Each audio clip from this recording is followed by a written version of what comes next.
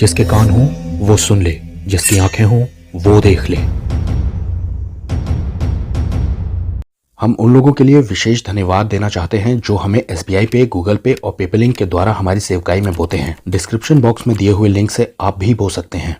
ये है हमारे 3 चैनल्स और टेलीग्राम पर अब आपको इजराइल से जुड़ी हुई न्यूज मिलेगी और ऐसे वीडियोस जो यूट्यूब पर डाले नहीं जा सकते। चाहे आपकी उम्र जो भी हो, लेकिन इस गवाही को अगर आप पूरा सुनते हैं, आपके लिए इस गवाही में जरूर आपको कुछ मिलेगा। अपने ग्रेजुएशन के समय में शिवनंदन सर 6 बार अलजेब्रा सब्जेक्ट में फेल हुए थे और हर बार उन्हें सिर्फ 2 नंबर मिल रहे थे। कारण शायद यूनिवर्सिटी की गलतियां थी, लेकिन इनका मानना है कि ये काम प्रभु यीशु मसीह का किया हुआ था। वो कहते हैं कि अलजेब्रा में अगर मैं फेल नहीं होता तो मैं प्रभु यीशु मसीह को जान नहीं पाता। आइए इस रोचक गवाही को हम सुनते हैं। Praise the Lord. मेरा नाम सर्वेपल्ली शिवानंदम। मैं एक अन्य जाति परिवार से आया हूँ।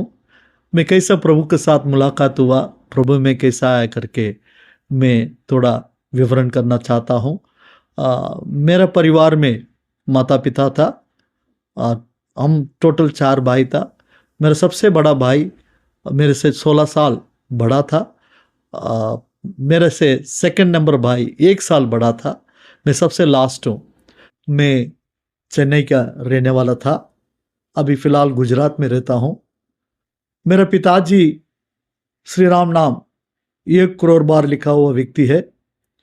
1975 में उन सारे किताबों को, बुक्स को हम भद्राचलम राम टेम्पल में डेडिकेट किया गया। उनका रोज की ड्यूटी है सुबह 4 बजे उठना, पानी में स्नान करके कुआं के पास जाकर ठंडा पानी से स्नान कर कर आकर हमारे लिए एक पूजा रूम होती थी। वो पूजा रूम में काफ़ी फोटोस, मूर्ति, सब कुछ रखा रहता है। तो वह रूम में वो पद्मासन में बैठकर 4 बजे से लेकर लगभग 7 बजे तक पूजा पाठ करता था। उसके बाद मैं जाके बाकी पूजा करता था रोज। उसका कमरा में केवल मुझे, मेरे पापा को अलाउड था जाने के लिए, दूसरे किसी को उसका अंदर प्रवेशित करना मना ही है। स्त्री को तो बिल्कुल नहीं है। तो प्रत्येक रीति से वहाँ हम पूजा पाठ करता था। कभी स्पेशल मीटिंग्स भी, प्रेयर वो तो भी, तो हम ही दोनों ही जाता था। पापा इसके अलावा कुछ मैजिक भी करता था। तो समझ लो किसी घर का अंदर चोरी हो गया तो चोरी को पकड़ने के लिए रात के समय में वो एक क्रीम जैसा ब्लैक बना के रखा होगा, तो उसको एक पान की पत्ता के ऊपर उसको लगाकर बत्ती के नीचे रखकर वो मंत्र पढ़कर वो पूरा सीन टीवी में जैसे दिखा दिएगा वैसा करता था। तो उसमें चोर का फेस भी दिखा दिएगा कौन है करके। मैं मेरा आंखों से देखा हूँ उस रूम में, क्योंकि मुझे केवल अलाउड उसके अंदर रहने के लिए अनुमति है। इस कारण मैं उस सारे बातों को देखा। कुछ चीज़ों को मुझे पापा भी सिखाया। इतना भी नहीं, वो विभूति को प्रार्थना करके पूजा करके रखता था पैकेट्स में। मेरे गांव के जितना गरीब लोग हैं वो लोग आएगा पापा का पास, बोलेगा फीवर है, बुखार है, कुछ भी तकलीफ है शरीर में, ये विभूति का पैकेट लेकर पानी के साथ मिक्स करके पी लेता था तो वो लोग ठीक हो जाता था। नारियल तोड़ने में हम बहुत खड़क रहता, मतलब स्ट्रिक्ट रहता है सिस्टम में। तो एक बार मारेगा तो 2 टुकड़ा होना, नहीं हो तो वो अशुभ करके विचार करता था। एक बार मेरे भाई नारियल तोड़ा लेकिन सही नहीं हुआ तो मेरा पापा ऐसा खींच के मारा उससे, वहाँ गिर पड़ा। तो इतना नियम के साथ चलने वाला परिवार से मैं आया हूँ। हम मसीह के लोगों को बिल्कुल पसंद नहीं करता था। हमारा जो सोच है मसीह के लोगों के बारे में बहुत अलग था। पहले से सिखा गया ये मसीह के लोग विदेशी देवताओं को पूजा करता है, हमारा देश का नहीं करता। इसलिए हम उनसे बहुत नफरत करता था, उनको घर पे अलो नहीं करता था।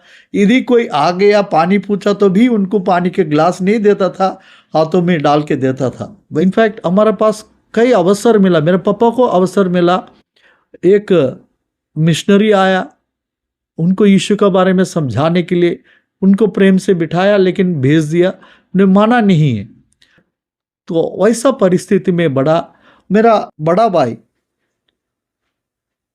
चेन्नई गया। हम चेन्नई से लगभग 40 किलोमीटर दूर एक विलेज में था, तो उन्होंने नौकरी के कारण चेन्नई गया। वहाँ पर उन्होंने प्रभु यीशु मसीह को मुलाकात किया अपना दोस्त के द्वारा, तो अपने जीवन प्रभु यीशु को दे दिया उन्होंने। तो भाई मसीह में आने के बाद घर के अंदर बड़ी दुख वेदना हुआ। ये सबसे बड़ा भाई है, तो मेरे पापा मम्मी कहने लगा हमारे लिए बड़ा भाई मर चुका है, तो उनके साथ कोई संबंध नहीं रखना करके। बड़ा भाई चाहता था घर पे आने के लिए, वाइफ के साथ आकर मुलाकात करके जाने के लिए चाहा। उन्होंने आया था गांव में। जब खबर आया भाई और भाभी आया करके, तो मेरे पापा ने घर की दरवाजे के पास एक जूता को बांध कर रखा, यदि आएगा तो इससे मारूंगा करके। तो इसलिए वो घर के अंदर आ नहीं पाया, पड़ोसी के घर पर रहकर चला गया अगला दिन। तो हमारे घर के अंदर सारे लोग हम उसको नफरत करने लगा। पूजा पाठ तो रोज था घर के अंदर, और शाम को हमारे खुद की मंदिर था, तो मैं जाके भजन वगैरह करता था शाम को। तो इस वैसे ही बढ़ता गया। मेरा पढ़ाई में बहुत कम ध्यान था, पढ़ने में बहुत कमजोर था।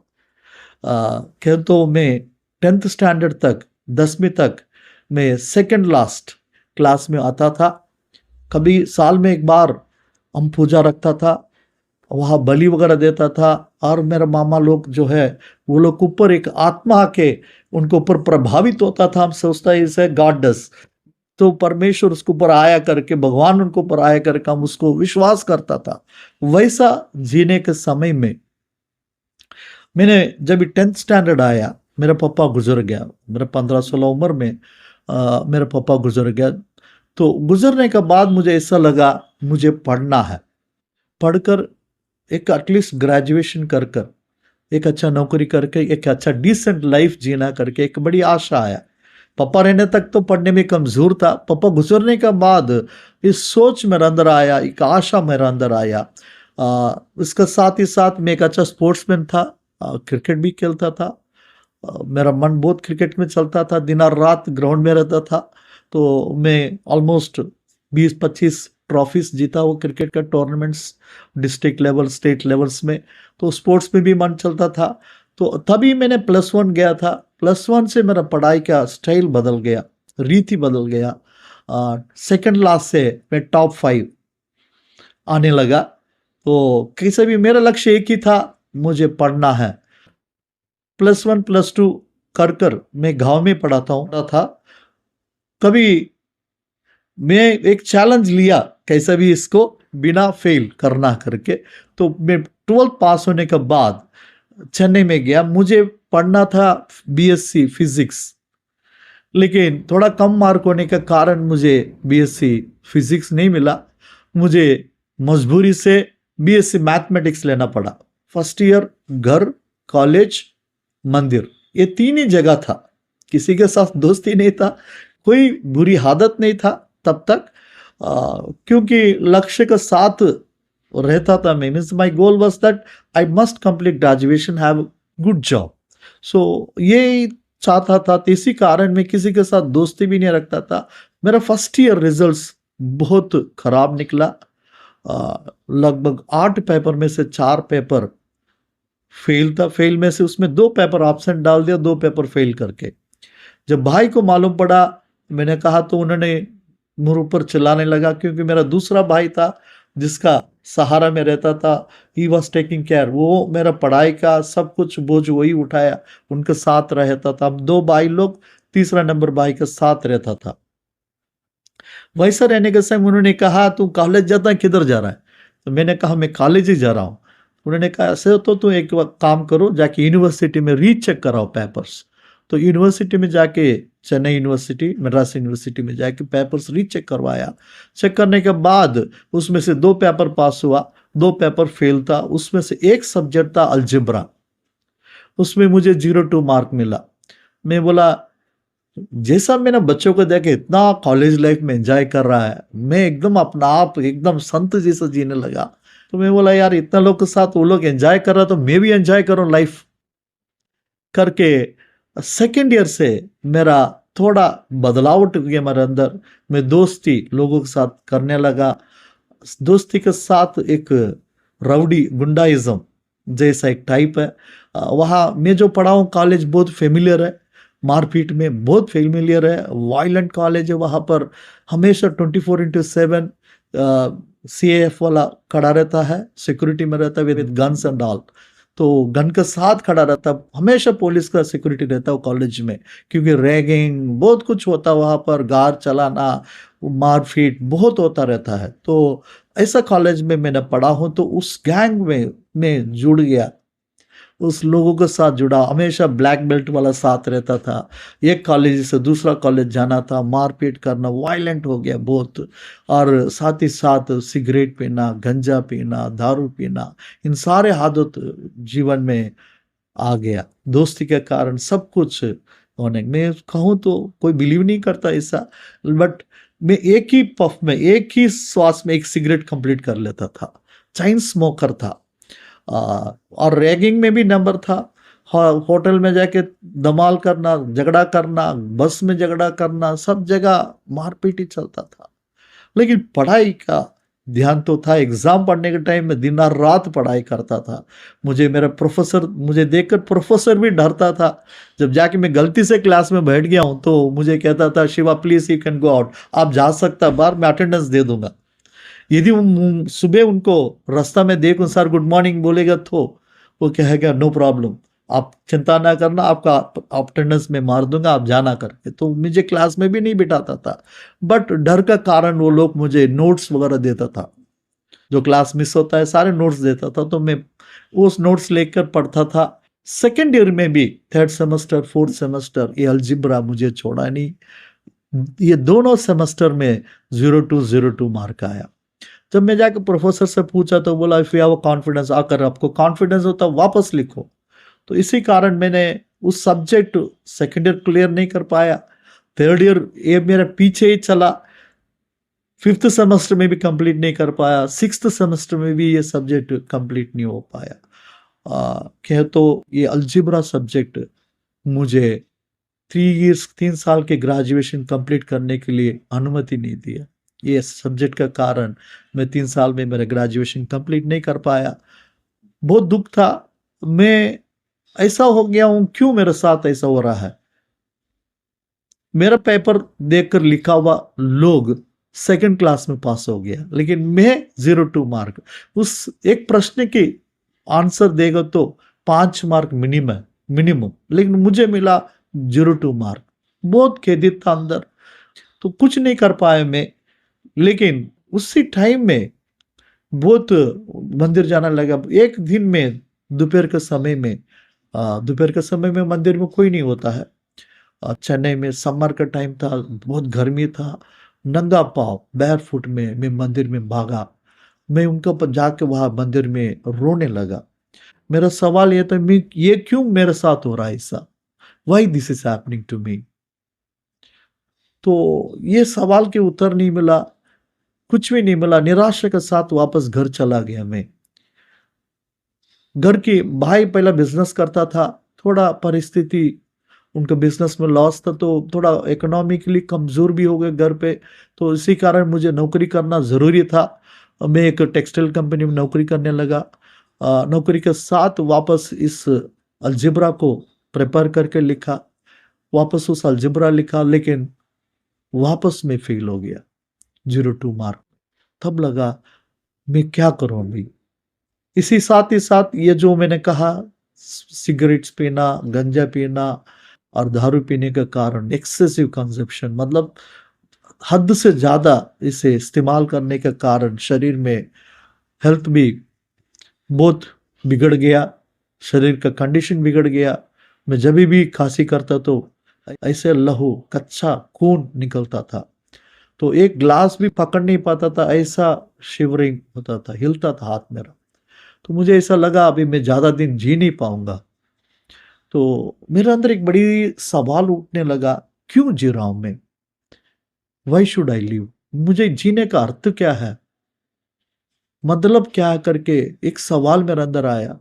दूसरा सवाल, मैं अपना आप खुश नहीं हूं, नहीं मेरा मम्मी खुश है, नहीं मेरा भाई लोग खुश है, तो मेरा जीने का अर्थ क्या है? जितना लोग मुझे, जैसे मैंने कहा, कॉपी किया वो लोग पास हुआ, लेकिन मैं पार नहीं कर पाया उस सब्जेक्ट में। तो मैं हार मान लिया, अपना आप हार मानकर मैंने सोचा अभी जीने का मतलब नहीं है करके मैंने आत्महत्या करने के लिए निर्णय किया। एक दिन दोपहर के समय में मेरा घर के पीछे कुआं था, तो वहां जाके गिरकर मरने के लिए चाहता था। दोपहर के समय में जैसा मैंने निर्णय लिया उसी के अनुसार मैं गया कुआं का पास, अपना आप को कंप्लीटली प्रिपेयर करके गया, तैयार होके गया, आत्महत्या करके जिंदगी को खत्म करूं। जो कूदने के लिए जा रहा था, एक बड़ी आवाज में सुनने लगा।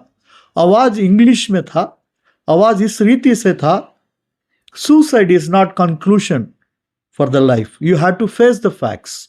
आत्महत्या करना जीवन का अंत नहीं होता है, सच्चाई को सामना करना है। मैंने आसपास मोड़कर देखा, कोई व्यक्ति नहीं था, लेकिन आवाज साफ रीति से सुन रहा था मैं। तो एक व्यक्ति मेरे से बोल रहा है, आत्महत्या करने से जीवन खत्म नहीं होता है, जीवन को सामना करना है करके। तो मैंने दोबारा वापस कूदने के लिए यत्न किया। वापस ये आवाज मेरे चारों ओर गूंज रहा था, आत्महत्या करने से जीवन खत्म नहीं होता है, सच्चाई को सामना करना है। तो मैंने तीसरा बार भी यत्न किया, तो ये आवाज वापस जोर से मेरे कान में गूंज रहा था। तो आसपास कोई नहीं था, वैसा अकेला था मैं घर के अंदर, कोई था ही नहीं वैसा। तो मुझे लगा क्यों ऐसा हो रहा करके, मुझे मालूम नहीं था एग्जैक्टली क्या करके, कौन व्यक्ति था, क्या था, कुछ भी मालूम नहीं, क्योंकि नहीं मैं कभी चर्च में गया हूँ, नहीं कभी बाइबल पढ़ा हूँ, नहीं कभी कुछ यीशु के बारे में सुना हूँ, क्योंकि पहले से मैं नफरत करता था। भाई, बड़ा भाई मसीह में आने का कारण उन्हें सबसे ज़्यादा मैं ही नफरत करता था। मेरे से बड़ा भाई है, 16 साल बड़ा है, लेकिन मेरे से डरता था, क्योंकि जैसा मेरा अंदर इतना गुस्सा होता था, मैं बहुत वायलेंट हो जाता था कभी कभी, तो इसी कारण वो मुझसे डरता भी था। तो ये एक शब्द कहाँ से आया मुझे कुछ समझ में नहीं आया। मैंने सोचा फिर थोड़े दिन देखता हूँ, तो थोड़ा काम अपना आप को थोड़ा देखूं थोड़े दिन रहकर। तो मैं सोचा चेन्नई छोड़कर अभी सबसे बड़ा भाई जिसको मैंने नफरत किया, मैं उनके पास जाकर थोड़े दिन रहूं दूर जाकर। तो मैं भाई के पास गया, उन्होंने मुझे स्वीकार किया। उनके घर के अंदर रहता था, उनके एक चर्च भी था। कभी उन्होंने मुझे फैमिली प्रेयर, परिवार की प्रार्थना, नहीं तो चर्च मीटिंग्स, नहीं तो बाहर का सभा, कहाँ पर भी नहीं बुलाता था। तो वो जानता है, तो मैं उनको नफरत करता हूँ, मैं ये क्रिश्चियंस को नफरत करता हूँ, मसीह के लोगों को नफरत करता हूँ करके वो जानने के कारण मुझे ज़्यादा वो उस चीज़ में एंटरटेन नहीं करता था, उसमें शामिल नहीं होने के लिए अनुमति नहीं देता था। मैं वहाँ रहने के समय में भी रोज मंदिर जाता था, नज़दीक में एक हनुमान मंदिर था, रोज मैं मंदिर जाता था, आता था, लेकिन कभी वो मुझे रिस्ट्रिक्ट ना नहीं बोलता था। तो वैसा थोड़े दिन चला। तो वहाँ उनके पास काफ़ी बुक्स था, बाइबल रिलेटेड बुक्स था।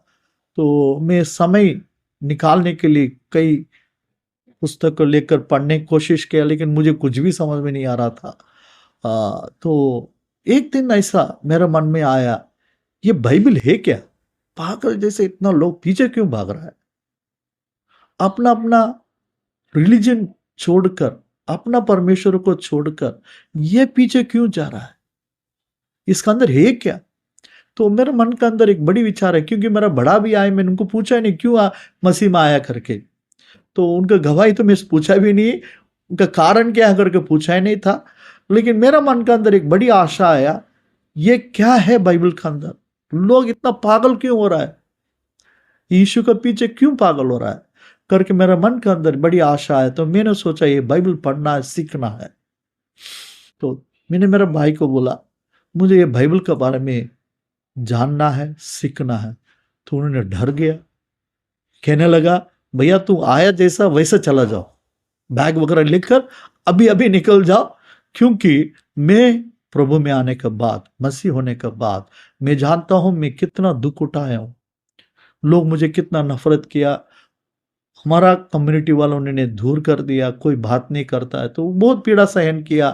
तो इसी कारण उन्होंने सोचा यदि तुम भी प्रभु में आ जाएगा तो मेरे लिए जीना मुश्किल हो जाएगा। तो मैंने मेरे भाई को बोला मुझे मसीह नहीं बनना है, मुझे बिल्कुल नहीं बनना है, क्योंकि मैं तो नफरत करता हूं। मुझे केवल बाइबल का ज्ञान चाहिए, ये क्या है इसके अंदर, लोग ऐसा क्यों हो रहा है करके। तो काफी दिन चर्चा करने के बाद उन्होंने एक कंडीशन रखा, मैं तुम्हारे लिए बाइबल का कॉलेज में एडमिशन लेता हूं पढ़ाई के लिए, सिखाने के लिए, लेकिन यह बात तुम किसी को नहीं बताएगा। मैंने बोला अग्री किया हूं। मैं बोला कोई प्रॉब्लम नहीं, कोई समस्या नहीं, मैं किसी को नहीं बताऊंगा। तो हमारा समझौते के साथ उन्होंने मुझे राज्य मंत्री, एक जगह है आंध्र प्रदेश में, वहाँ एक बाइबल कॉलेज में मुझे एडमिशन लिख कर दिया। जैसे मैंने पहले कहा, मसीह के लोगों के साथ मैं कभी जिया नहीं हूँ, साथ रहा नहीं हूँ। जिसके घर के अंदर या लोड नहीं है तो उनके साथ रहना कितना कठिन है मुझे मालूम है।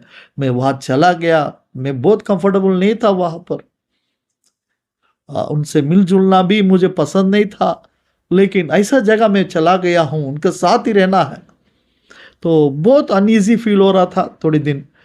एक रात मैं बीमार हो गया था, एकदम बुखार बढ़ गया था, किसी को बोलना नहीं चाहता था।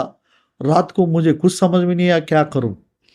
प्रार्थना, तभी बाइबल क्लास शुरू नहीं हुआ था, तो उस टाइम में तो रात के समय मुझे प्रार्थना करना भी नहीं आता है, कुछ भी नहीं आता था। मैं घुटने में रोने लगा, आंसू बहाया, रोया, अपना आप रोया, रोकर सो गया। सोकर सवेरे उठा तो एकदम ठीक हो गया। तो एक बड़ी चमत्कार का मेरे जीवन में हुआ। मैंने बोला यार ऐसे कैसे हो गया, मैं खुद अपना आप को विश्वास नहीं कर पाया। कोई दवाई लिया नहीं है, मैं प्रार्थना भी नहीं किया हूं, केवल घुटनों में रो होकर रोया हूं। तो वहां पर ही शुरू हो गया। मरको सुसमाचार 6वां अध्याय 32 वचन से लेकर हम पढ़ेंगे तो वहां हम देख सकते हैं, बहुत परिचय बात है, जहां यीशु मसीह ने हजारों लोगों को खाना खिलाया, 5,000 लोगों को खाना खिलाया। जब देखा यीशु ने, एक बड़ी भीड़ था, हजारों भीड़ था, उन्होंने पहला उनका अंदर तरस आया, अंग्रेजी में लिखा गया कंपैशन। जब यीशु के पास लोग जाता है, कोई भी हो, कोई भी परिस्थिति में हो, कोई भी व्यक्ति हो, कोई भी पापी हो, व्यभिचारी हो, कोई भी हो, जब यीशु के पास जाता है तो यीशु करने वाला पहला काम है तरस खाना है। दूसरा काम हमें स्वर्ग राज्य के बारे में सिखाता है। जब भी मैंने ये बाइबल कॉलेज में गया, तरस खाया प्रभु, मेरा पापों को नजरअंदाज किया, उन्होंने गिनती नहीं किया, मेरा पुराना जिंदगी के बारे में उन्होंने कोई सवाल नहीं रखा, कोई न्याय नहीं किया, मुझे नहीं दंड दिया, लेकिन तरस खाकर मुझे स्वर्ग राज्य के बारे में सिखाना शुरू किया। सो वहां ट्रेनिंग का अंदर मैं बाइबल का कई चीजों को सीखने लगा। बाइबल में काफी जगह में यीशु स्वयं कहा, मैं इसलिए आया हूं ताकि मैं इस परमेश्वर के राज्य के बारे में हर क्षेत्र में, हर गांवों में प्रचार करूं। उनका एजेंडा था, उनका मुख्य विषय था, लोग को मालूम नहीं है ये अनंत परमेश्वर का राज्य क्या है, वह जाने के लिए क्या करने पड़ेगा। हम तो बहुत कुछ, नारियल तोड़ता था, बलि देता था, ये सब क्यों करता था? Why we were doing all these things? एक सवाल आया, पाप में किया, हम चढ़ाते हैं दूसरे वस्तुओं को। तो मुझे समझ में आया ये सही नहीं था। जो जैसा सीख रहा था तभी मेरा अंदर महसूस करने लगा, मैं सबसे बड़ा पापी हूं, मैं सबसे बड़ा पापी हूं, मैं पाप से भरा हुआ जिंदगी जी रहा हूं। मैं जिस परमेश्वर को पूजा करता था, मेरा बाप खुद पूजा करता था, घर के अंदर भक्ति लोग था, लेकिन कभी हमें सिखाए नहीं ये चीजों को। जिंदगी कैसा जीना है, जीने का, स्वर्ग राज सब जाने के लिए चाहता है, पर कैसा जाएंगे? ये चोरी कर कर, झूठ बोलकर, शरीर को गंदा कर कर हम स्वर्ग राज्य में जा नहीं सकता है। इस भेद को समझाने के लिए हमारे परिवार में नहीं तो हमारा कम्युनिटी में कोई नहीं था। जब ये वचन पढ़ने के समय मेरे अंदर बड़ी ज्योति मिला, मैं बड़ा पापी हूं, ये जो सिगरेट पीना, गंजा पीना अपना आप बंद होता गया। तो ये बात मुझे समझ में आया, मसीह इस धरती में आया मेरा पाप के लिए, अपना आप को बलि दे दिया। सच्चाई ये है, एक दिन हमें मरना है। कोई भी मनुष्य है जीवित नहीं रहेगा, जिसे हिब्री पुस्तक में लिखा गया, it is appointed a man to die, मनुष्य मरने के लिए नियुक्त किया गया है। उसका बाद वो न्याय के सिंहासन का पास खड़ा रहना है। तो ये सारे विषय मुझे बहुत डरावट लाया। मैं किसी को बताया नहीं मैं बाइबल कॉलेज कर रहा हूं करके। मुझे वहां स्टाइफंड मिलता था, वो स्टाइफंड मम्मी को भेजता था। मम्मी से कहता था मैं शुगर फैक्ट्री में काम कर रहा हूं, तो मैं तनख्वाह भेज रहा हूं। लेकिन मेरा खर्चा के लिए मेरा बड़ा भाई जिन्होंने मुझे बाइबल कॉलेज भेजा, वो मुझे मदद करता था फाइनेंशियली। लेकिन मैं इतना साल उन भगवानों को मैंने पूजा किया, वो क्या होगा, एक बड़ी सवाल था। मैंने व्यर्थ में किया हूं, ये सही है वो सही है, थोड़ा हमारा अंदर कुछ कंफ्यूजन था। मैं कैसे इनको जल्दी स्वीकार करूं, यीशु को मैं इतना जल्दी कैसे स्वीकार करूं। तो मेरा अंदर कुछ वैसा ही एक डाउट आ रहा था, तो मैं क्या करूं। इस बीच में जो अलजेब्रा सब्जेक्ट है मैं फेल हो गया। अब मैं वापस राज्य मंत्री से चेन्नई गया। मेरा उम्र तभी 22 था। तो वहां गया मैं चेन्नई गया, एग्जाम लिखा, वापस कॉलेज में आ गया हूं। अभी मैं कॉलेज कंप्लीट करने का समय आ गया, मुझे कुछ निर्णय करना है। मैं यीशु का पीछे चलना है, नहीं तो जैसा पहला था वैसा जीना है। तो इस दोनों बीच में था। मैं यीशु को विश्वास करने के लिए मैं एक परीक्षा करूं प्रभु को, उनको मैं टेस्ट करूं, if he is a real god, so वो करके दिखाई मैं परमेश्वर करके। तो मैंने एग्जाम जो लिख कर आया उसका रिजल्ट के लिए मैं उनसे प्रार्थना करने लगा। मैंने कहा यदि आप सच्चा परमेश्वर है, यदि आप जीवित परमेश्वर है, तो मुझे कल 2 बजे दोपहर को मुझे मेरा रिजल्ट चाहिए। मुझे मालूम नहीं था वो रिजल्ट पब्लिश किया नहीं किया, क्योंकि मैं किसी का कांटेक्ट में भी नहीं था। तो मैं उनको ब्लाइंडली टेस्ट लिया। मन में आया, मैंने बोला 24 आवर्स, मैंने 24 घंटा आपको देता हूं, और ये परमेश्वर है तो आप उसे प्रूव करना, आप उसे बताना यस आई एम गॉड करके।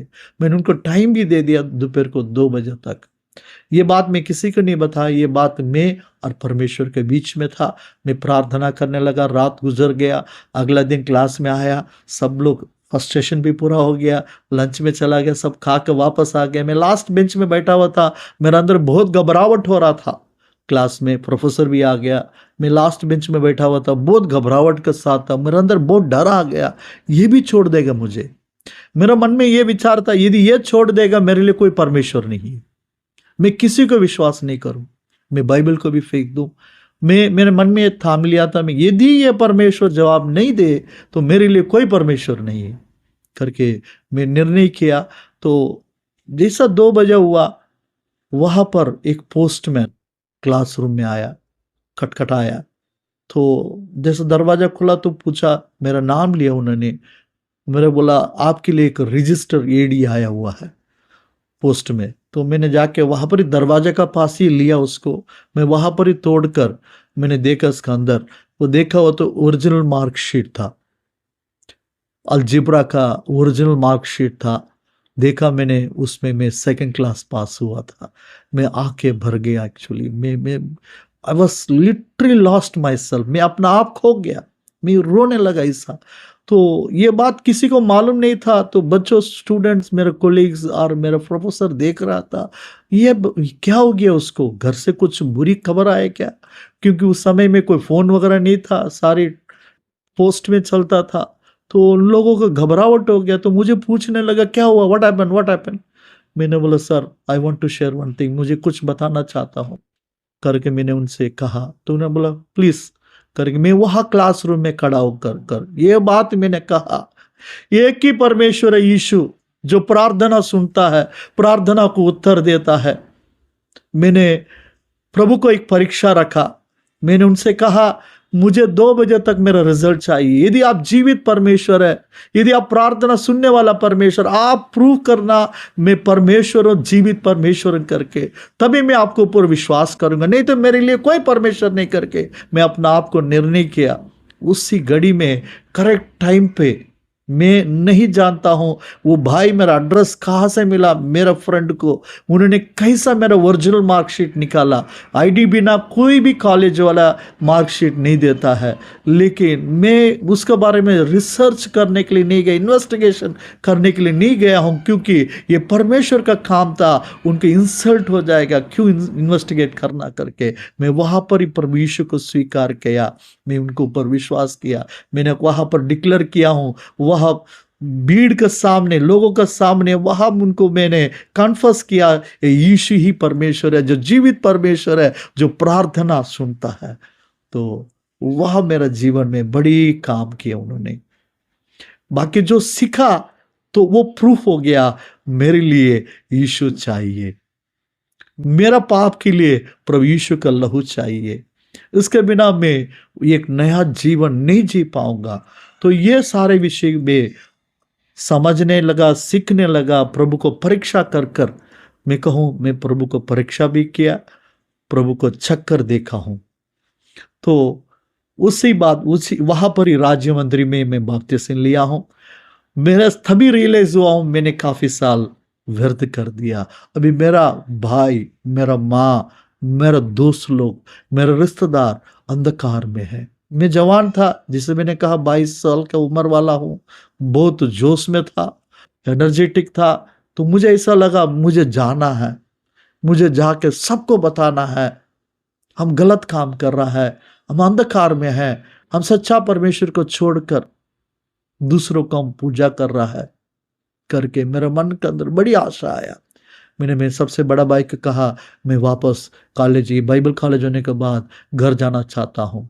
तो मेरा भाई मना किया मुझे, क्योंकि उनको वो जानता है ये आसान बात नहीं है, आसान बात नहीं है कि कई सालों से पूजा करने वाला परमेश्वर को छोड़कर आना आसान बात नहीं है। लेकिन मैंने एक चैलेंज लिया हूं, मैंने बोला मैं जाऊंगा, मैं बताऊंगा सबको। तो मैं गया, मेरा मम्मी को, मेरे भाई लोगों को इस बात को बताने लगा। वो लोग सुनकर कहने लगा ये तो पागल हो गया, ये तो पागल हो गया। रात का समय में एकांत में मेरा दोस्त लोग लेके जाता था, मैं प्रभु यीशु के बारे में समझाता था। तो लोग एक विचित्र रूप से देखने लगा, कुछ हो गया इसका अंदर करके। तो मुझे प्रार्थना करने के लिए भी घर के अंदर अलाउड नहीं था, बाइबल पढ़ भी नहीं सकता था, ऐसा रहता था।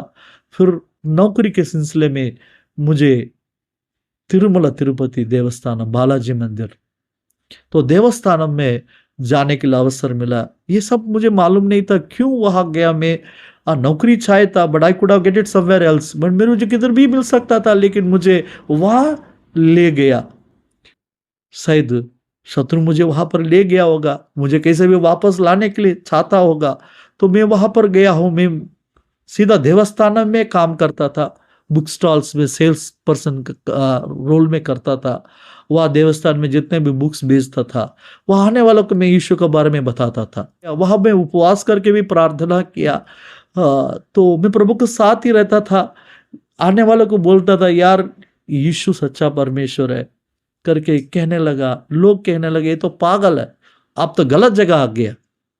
तो मेरा बॉस भी ये सब ऑब्जर्व किया, उन्होंने सारे चीजों को देखा, मुझसे कहा आपके लिए ये जगह सही नहीं लगता है। मैं बोला मुझे भी लगा ऐसा, ये जगह मेरे लिए सही नहीं है। तो वह जगह छोड़कर मैं वापस चेन्नई चला गया।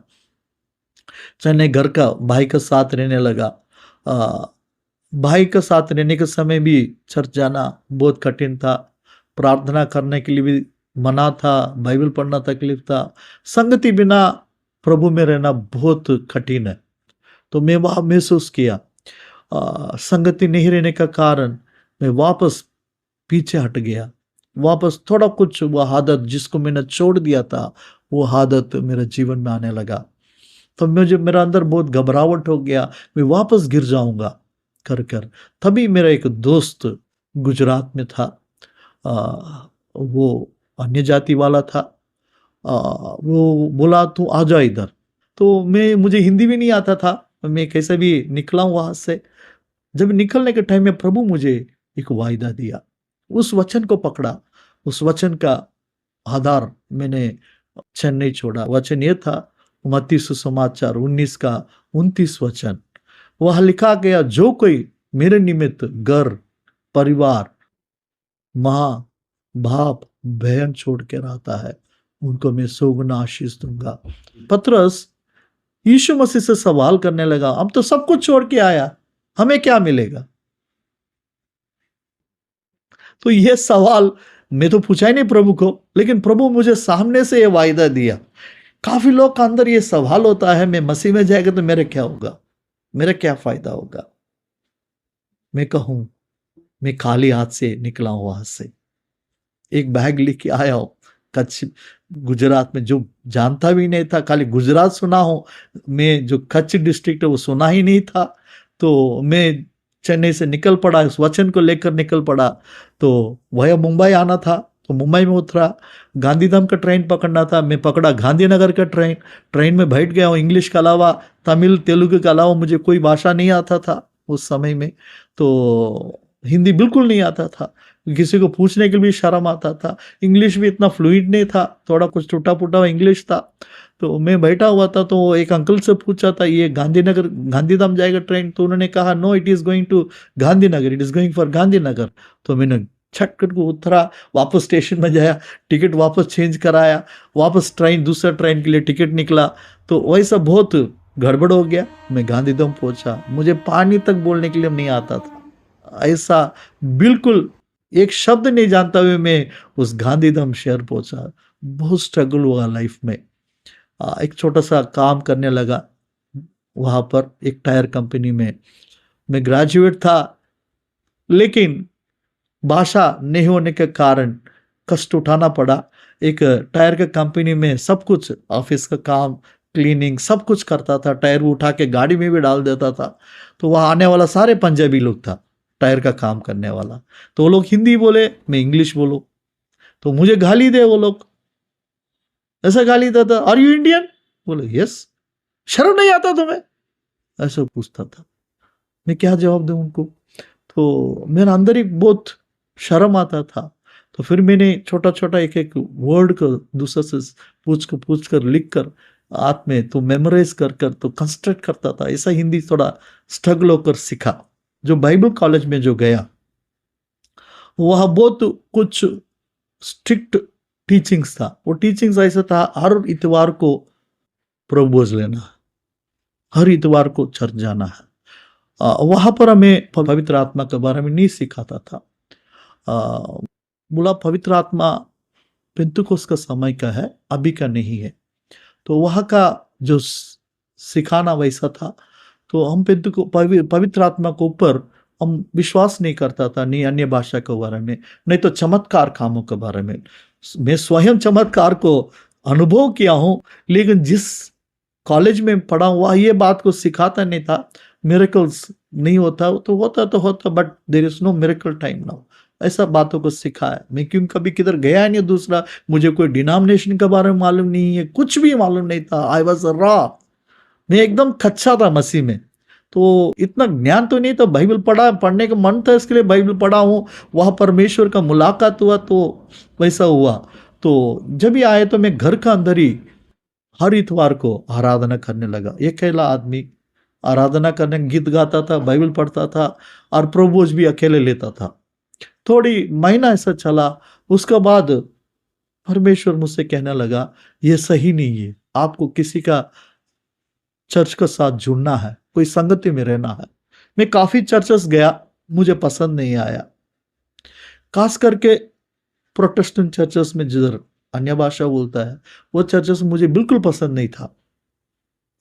वो एकदम चिल्लाना, क्योंकि मैं जो चर्च जाता था पहला, वहाँ कोई म्यूजिक नहीं था, कुछ नहीं था, साइलेंट वर्शिपर्स था। तो मैं साइलेंट वर्शिप ही पसंद करता था, तो इसलिए मुझे वहाँ पसंद नहीं आ रहा था। फिर मैं थोड़े दिन के बाद आराधना छोड़कर केवल वचन सुनने के लिए जाता था, परमेश्वर का वचन। वैसा थोड़े दिन चला। एक अच्छा आदत ये था, जब मैं बैचलर था, अकेला था, रोज उस चर्च में मैं जाता था काम करने के बाद। लगभग 3-4 किलोमीटर साइकिल चला के जाता था। एकांत में छत में बैठकर प्रार्थना करता था, रात भर कर प्रार्थना करता था, कैसे भी परमेश्वर के साथ संगति में रहना है। I want to go to heaven, परमेश्वर का राज्य में जाना हमारा एक बहुत उसी पीछे पड़ा हुआ था। महीना में एक दिन छुट्टी लेकर घर का अंदर, बैचलर था तो घर का अंदर 24 hours I was with God, परमेश्वर के साथ रहता, दरवाजा नहीं खोलता था 24 आवर्स। उस भाड़े में मकान में रहता था, घर में कमरा में, तो लोग घर वाला सोच रहा था, ओनर सोचता था दारू पी के आया होगा। वैसे गुजरात में दारू नहीं मिलता है, तो मिलता भी है ब्लैक में, लेकिन लोग सोचने लगा ऐसा, तो ये दारू पी के पड़ा रहता है। तो पूरा दिन में परमेश्वर के साथ जुड़ता था। ये आत्मीय जीवन में बढ़ने के लिए बड़ी प्यास था, वचन सुन के आ जाता था। तो वहाँ एक चीज सीखा, वहाँ प्रार्थना करने वाला था लोग, तो मुझे भी प्रार्थना में बढ़ने के लिए एक एंकरेज, उत्साह मिला मुझे। सो मैं वहाँ प्रार्थना के जीवन में बढ़ सका। तो वैसा रहने के समय में मेरे अंदर भी एक चिंता था, मेरे परिवार के लोग भी चिंता था, इसका लड़का को शादी कौन करेगा। अभी भाई लोग से ज़्यादा मम्मी की चिंता था। तो उम्र बढ़ रहा है, इनका शादी कराना है। उन्होंने कई लोगों को ढूंढ कर रखा था। एक बार बुलाया मुझे, वहाँ गया हूँ, मुझे स्ट्रिक्टली कहा तू नहीं बोलना, तू क्रिस्टीना करके। तो एक दो लड़की को देखा तो मैं आ गया हूँ, मेरा अंदर बड़ी डर लगा, मैं कैसे झूठ बोलूं, झूठ करके शादी करें। जिंदगी लंबी है, लाइफ में साथ रहना है, उनको धोखा देना अच्छा नहीं है। तो मेरा मन में बिल्कुल आशा नहीं था ऐसा शादी करना। मैं वापस गुजरात आ गया हूँ, प्रभु से प्रार्थना कर रहा था, और जल्दीबाजी में नहीं था मैं शादी करने का। तो प्रभु जो कुछ तैयार किया हो तो हमें दिएगा। इस गुजरात में लाया तो कुछ न कुछ योजना होगा प्रभु का। तो मैं अपना आप कुछ नहीं किया था, लेकिन हमारा जो वहाँ चर्च का पासवान है, उनका अंदर एक आशा आया। तो मेरा स्वभाव देखकर, मेरा जीने का तरीका देखकर उनका अंदर ऐसा लगा। हमारा चर्च में है एक बहन है, पढ़ी लिखी है, बैंक में नौकरी करती है। तो मेरा वाइफ, मेरा पत्नी, उनके बारे में बता रहा हूँ। अभी फिलहाल एक ही शादी किया हूँ मैं, एक ही वाइफ है। तो मैं इनका मतलब पासवान के मन में ऐसा था, शायद ये लड़की के लिए ये बंदा सही रहेगा, उनका आशा था। उन्होंने उनका पेरेंट्स को कहा, वो मलयाली था, मैं चेन्नई का हूँ, थोड़ा कल्चरल प्रॉब्लम है, समस्या है। तो उनका मम्मी पापा वैसा पसंद करता था मुझे, ये सारा चीज़ मुझे भी मालूम नहीं था, क्योंकि हमारा ध्यान नहीं था इस चीज़ों में। उनका मम्मी का भी प्रॉब्लम नहीं था, खाली पापा का प्रॉब्लम था। थोड़ा उन्होंने रुकावट डाला, लेकिन परमेश्वर की इच्छा था। जब मुझे गुजरात में लेके आया, उनकी योजना था मेरे लिए एक पार्टनर रेडी करके रखा। मैं कभी कभी सोचता हूँ, मैं कभी सोचा नहीं गुजरात में आऊँगा करके, उस देश में रहूँगा, यहाँ एक मलयाली के लड़की के साथ शादी करूँगा। ये सब परमेश्वर ने पहले से तैयार किया, अपना प्लान के मुताबिक अब मुझे यहाँ पर लाया करके बाद में समझ में आया।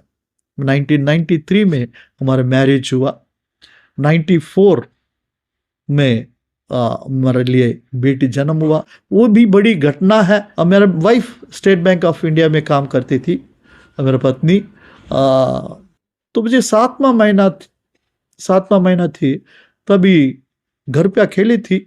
मैं 16 किलोमीटर दूर में काम करता था, तो घर पे आके काम करती थी, घर का काम।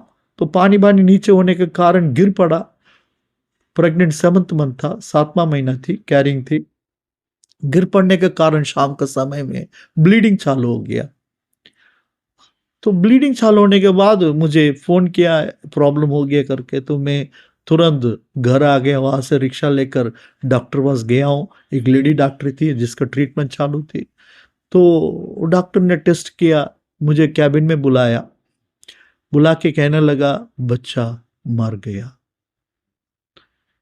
वाइफ नहीं थी, पत्नी तो रूम में थी। तो मुझे अकेला बुला के डॉक्टर ने कहने लगा वो बच्चा पेट में मर गया, उसको निकालना पड़ेगा। मैं बड़ी समस्या पड़ गया, मैं अकेला आदमी था। तो मैं प्रभु से वहां खड़ा होकर एक सवाल पूछने लगा, मन के अंदर ही सवाल पूछने लगा, प्रभु जो भी आप देता है आपको बच्चों को अच्छा चीज देता है, you give the best for your children, ऐसा हो सकता है क्या? तो मेरे प्रभु से सवाल करने लगा। तो ये डॉक्टर मेरा फेस देख के समझने लगे ये बंदा संदेह कर रहा है, डाउट कर रहा है। मुझसे कहने लगा, डॉक्टर, लेडी डॉक्टर, अगर आपको डाउट हो तो आप अभी जाके सोनोग्राफी करा सकता है। तो लगभग 8-9 बज गया रात को, हॉस्पिटल सब बंद होने के टाइम था। थोड़ा बगल में एक एक्सरे और सोनोग्राफी का डॉक्टर था, उनके पास ले गया। रात उन्होंने 1 घंटा 1.5 घंटा ट्राई किया। तो आखिर में उन्होंने एक शब्द बोला मुझे, कहने लगा बच्चा जिंदा है, लेकिन उल्टा हो गया, गिरने का कारण बच्चा बिल्कुल उल्टा हो गया, तो डिलीवरी में थोड़ा कॉम्प्लिकेशन हो सकता है करके कहा। मैंने बोला सर थैंक यू सर, इतना खबर दिया आपने। तो मैं करके कहा, परमेश्वर से कहा अब धन्यवाद प्रभु करके उनसे कहा। तो हॉस्पिटल में आया डॉक्टर, बस लेडी डॉक्टर को बताया रिपोर्ट्स, उन्होंने कहा अच्छा यू आर लकी फेलो। तो उस रात को हॉस्पिटल में रहा। अगला दिन हम घर चला गया। तो मैंने पत्नी से कहा प्रभु चमत्कार काम कर सकता है। मैंने बोला 3 दिन उपवास करो। बैंक में नौकरी करती थी, 7वां महीना थी, तो मैंने ऐसे ही बोला 3 दिन तो उपवास करो, प्रभु कुछ न कुछ अद्भुत काम करेगा। तो मेरा बात माना, 3 दिन उपवास की प्रार्थना की। जब डिलीवरी टाइम आया, हम कोई हॉस्पिटल में नहीं गया, घर का अंदर ही बिना डॉक्टर एक normal delivery. Praise the Lord, that is our God. Praise the Lord, परमेश्वर ने अद्भुत काम किया। कोई डॉक्टर पास नहीं गया, कोई डॉक्टर था ही नहीं है। एक आंटी थी, साथ रहती थी, थोड़ा मदद किया, वो आंटी ने नॉर्मल डिलीवरी किया। परमेश्वर वैसा कई अद्भुत काम जीवन में किया। ये बेटी कभी कभी बीमार हो जाती थी, एलर्जी थी वाटर पानी का कारण। एक रात में बाहर गाँव गया था सेवा करने के लिए, शाम के समय में रात को लेट वापस आया हूँ। बेटी एकदम हाई फीवर में, पुकार में था। मेरा पत्नी रोने लगा, बच्चा ठीक नहीं है, एक अच्छा डॉक्टर पास ले जाना है उन्हें ट्रीटमेंट कराने, क्योंकि घड़ी ये एलर्जी के कारण फीवर, कफ इत्यादि बीमारी आता था। कई डॉक्टर्स पास ले गया, कई ट्रीटमेंट दिया, लेकिन ठीक नहीं हो रही थी। तो उस दिन ये भी पत्नी भी टूटावी थी, तो एकदम घर का अंदर अशांति था। तो मैं लेट आया हूँ, फिर खाना खा के मैंने कहा अभी किधर लेके जाएंगे? बोला अहमदाबाद लेके जाएंगे। अच्छा डॉक्टर को देख के मैंने उनसे रात को काम प्रार्थना करेंगे। सबसे बड़ा डॉक्टर हमारा परमेश्वर है। यदि वो कुछ नहीं कर पाएगा, दुनिया के कोई डॉक्टर कुछ नहीं कर पाएगा करके मैंने उनको बताया। तो हम एक काम करेंगे, हम प्रार्थना करेंगे। तो बच्चे को ऊपर लेके गया, हमारा 1st फ्लोर हॉल था जिधर हम प्रार्थना करता रहता है। तो बच्चे को जमीन में सुलाया, हम दोनों घुटने में आया, आंसू बहा के प्रार्थना करने लगा। मेरा प्रार्थना यही था, प्रभु तूने दिया। डॉक्टर जब बोला बच्चा मर गया, लेकिन आपने उस बच्चे को जीवित रखा, वापस एक सही सलामत डिलीवरी दिया आपने। अब मैं डॉक्टर पास लेके नहीं जाऊंगा। यदि आप चाहता है, आप दिया है, तो आप चाहता हो तो उसको ठीक करो। मैं अभी डॉक्टर पास लेके नहीं जाऊंगा, और लेना हो तो आप ले लो भी करके मैं प्रार्थना करने लगा। बहुत रो के प्रार्थना की, लगभग 40 मिनट जितना हम प्रार्थना में लगा हुआ था रात को। तभी जो आवाज जब मैं आत्महत्या करने के लिए गया था, उसी आवाज ही सुनने लगा। यीशु मुझसे कहने लगा मैं तेरे साथ हूं। Why are you crying? तू क्यों रो रहा है? मैं तेरा साथ हूं करके कहा। तो मैं तुरंत मेरे वाइफ को बोला प्रभु यीशु हमारे बीच में है, वो काम करेगा, अब प्रार्थना करने की जरूरत नहीं है। तो हम प्रार्थना बंद कर दिया। बच्चा सुबह एकदम ठीक हो गया, वापस वो बीमारी उसके शरीर में आया ही नहीं है। Praise the Lord, hallelujah.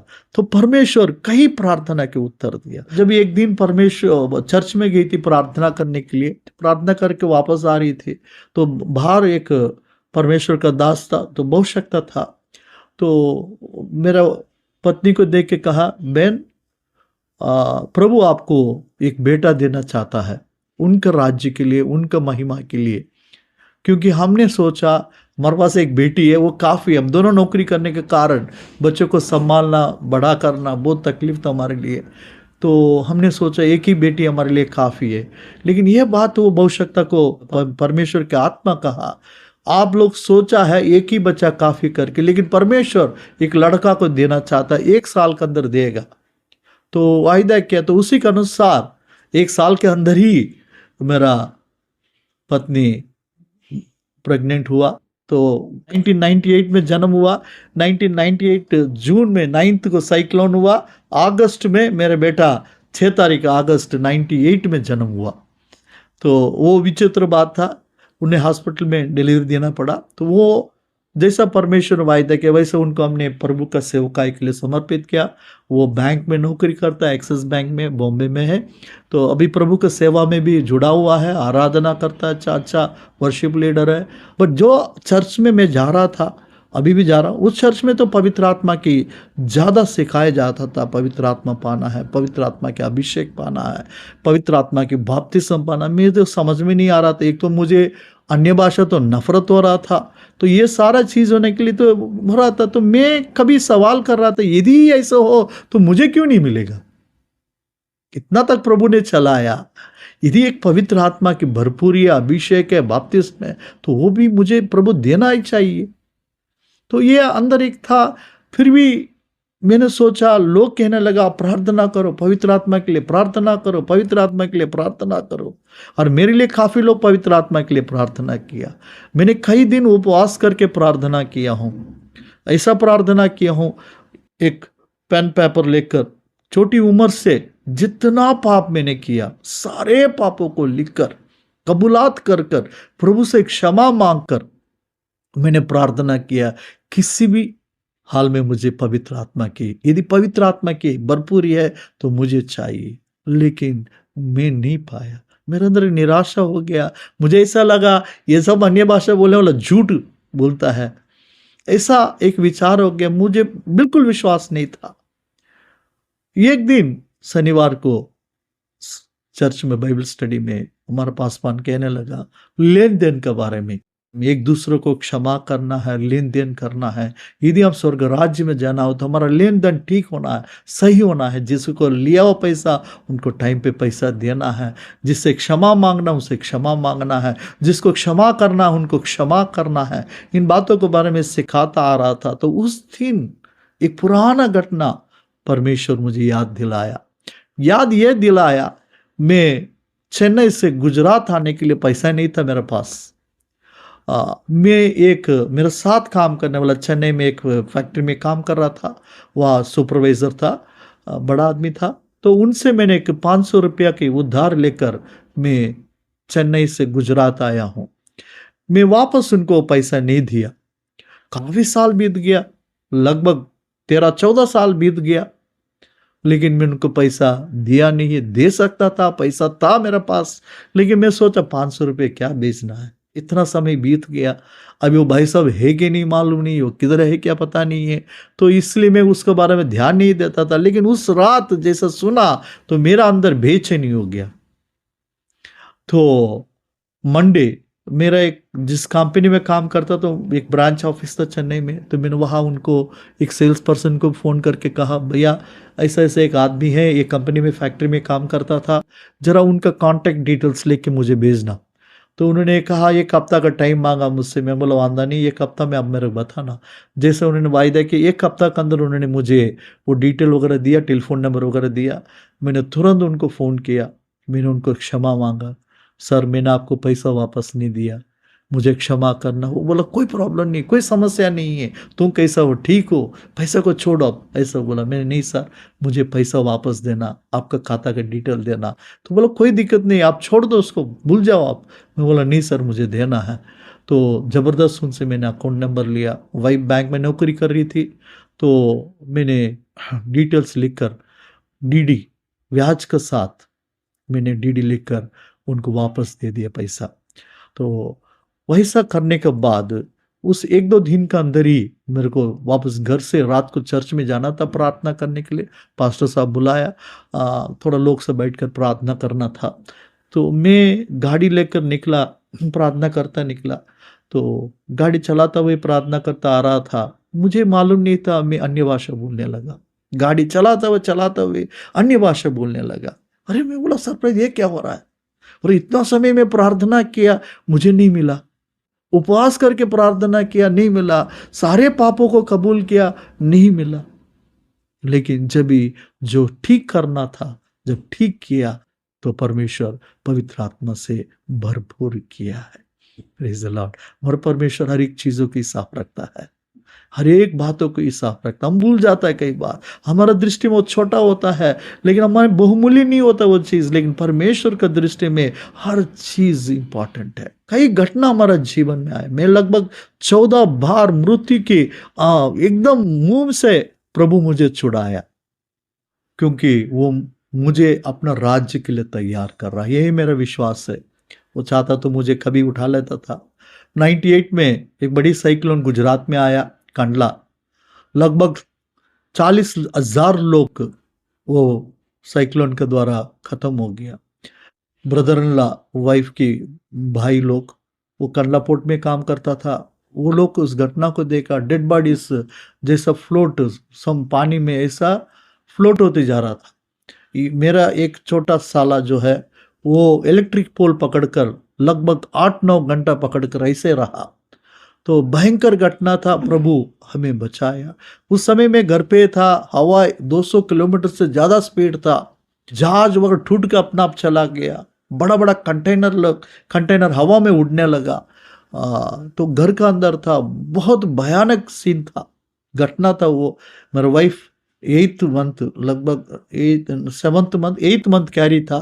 तो मैं उस दिन उपवास लेकर प्रार्थना कर रहा था, तो उस टाइम में यह घटना हुआ। तो प्रभु उसमें से बचाया, हमारा परिवार को बचाया, हमारा परिवार के हर एक व्यक्ति को बचाया। तो इसके बाद की एक घटना है, धरतीकंप, विश्व पूरा जानने वाला एक घटना है। 2001 में जो गुजरात में हुआ धरतीकंप, जो हम था कच्छ डिस्ट्रिक्ट में, वहां पर हुआ है। कच्छ डिस्ट्रिक्ट का हेडक्वार्टर से भुज है। हम जो रहता था अंजार, वहां 3 शहर में बहुत जोरदार तकलीफ हुआ, मतलब ज्यादा प्रभाव हुआ। एक है बचाव, अंजार, भुज। तो ये शहरों में ज्यादा नुकसान पहुंचाया। उस 26 जनवरी 2001 ये घटना हुआ सुबह 8:50 भी मॉर्निंग टाइम में। मैं एक्चुअली एक मीटिंग के लिए जा रहा था, जाने के लिए तैयार हुआ था। काफ़ी मिशन फील्ड वाला, लेके FMBB है, IET है, भिन्न भिन्न IEM है, भिन्न भिन्न प्रकार के लोग, बाइबल सोसाइटी है, जुड़ा हुआ था उसके अंदर। तो उसका सारे प्रोग्राम्स को कोऑर्डिनेटर में था।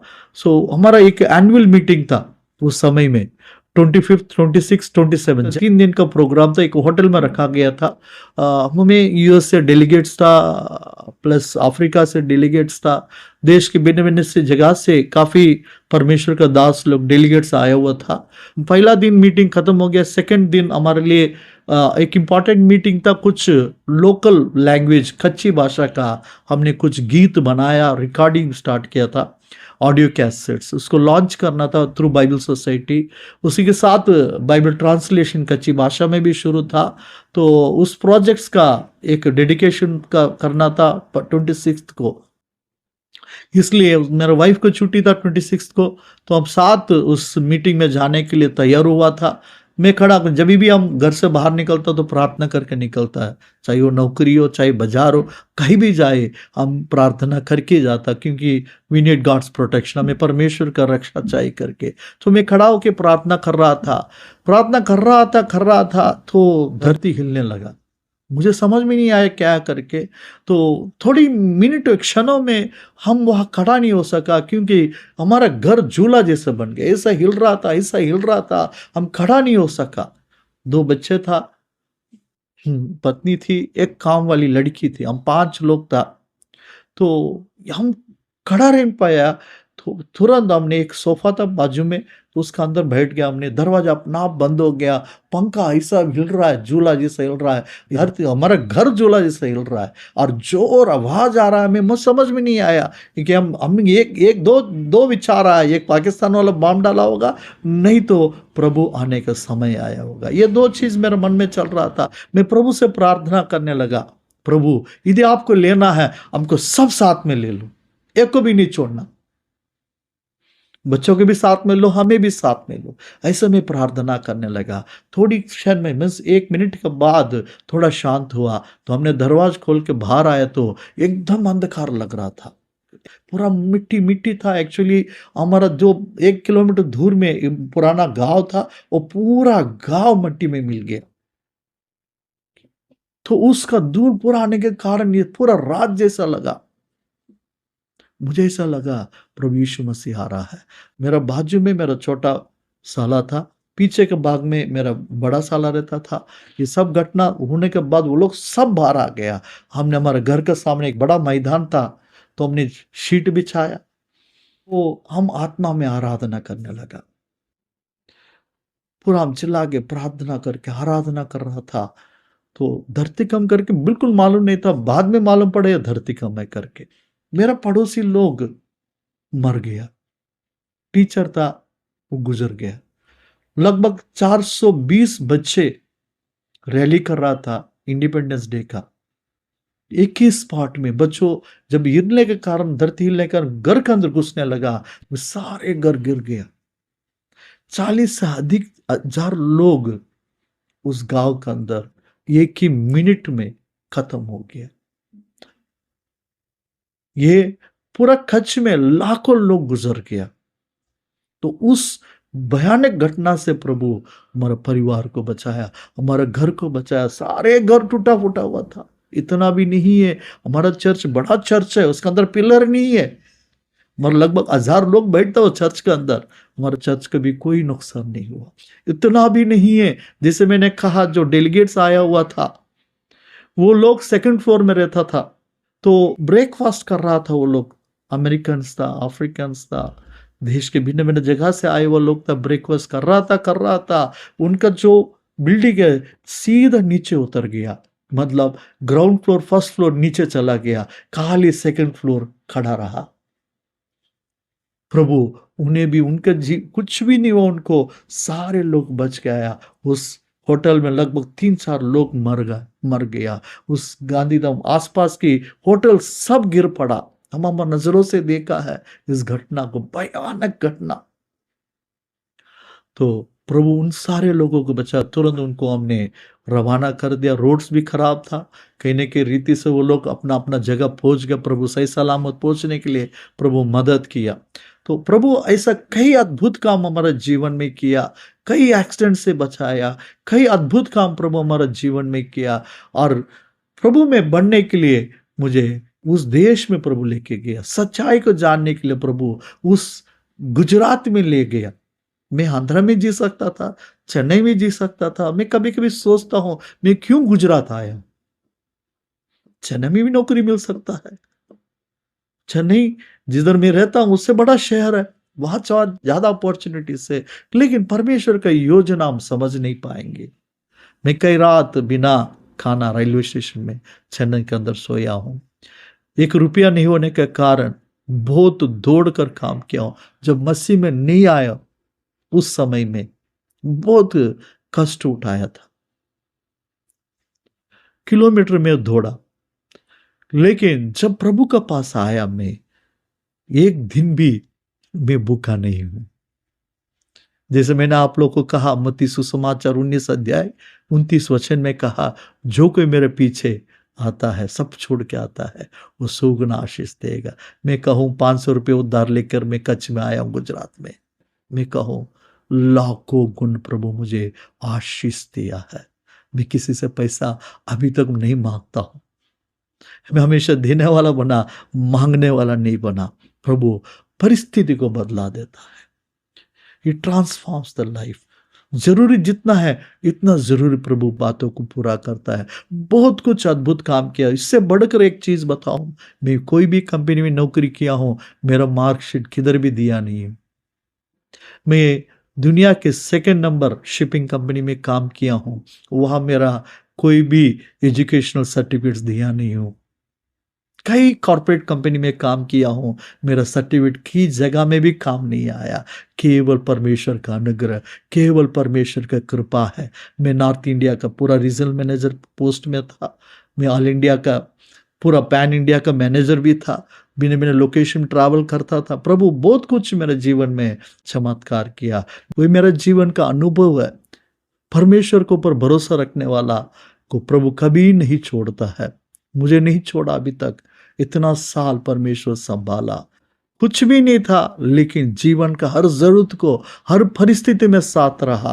प्रभु संभाला, सुरक्षित रखा और उनके लिए जीने के लिए प्रभु सहायता किया। मैं परमेश्वर को धन्यवाद देता हूँ। हमारे साथ जुड़ा हुआ हर एक को प्रभु यीशु मसीह के नाम से वंदन देता हूँ। प्रभु आपका आशीष दे, अनुग्रह करे।